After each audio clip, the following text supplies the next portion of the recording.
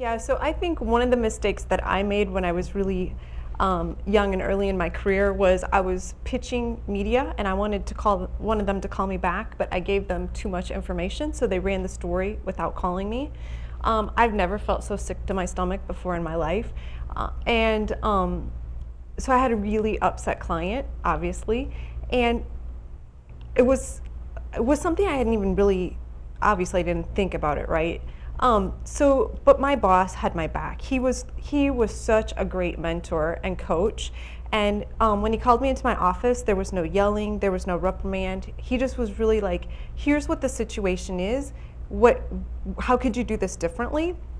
So I thought that was a really great lesson to be learned from him because um, I just knew that he had my back. So from then on, I was a lot more careful, to be sure. But I've really never felt, I shouldn't say this probably, but I haven't felt that same comfort level since then, because how many times are we in a situation where somebody's so ready to throw us to the wolves? And honestly, I think it's maybe even more so, or at least I feel more pressure in a family business, because I really felt a lot of pressure to prove myself, because I didn't want people to think I was the wife, right? I didn't want them to think that I got my position because I wasn't qualified for them. I didn't want them to think I married my job because I was married before I got my job. And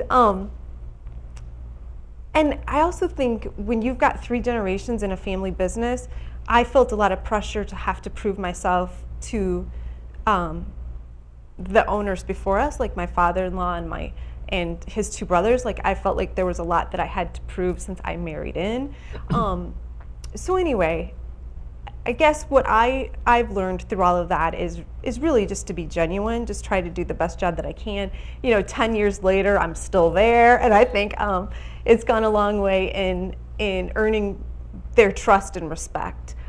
So yeah, I just think time and persistence has paid off in the long run. Thank you, Shannon.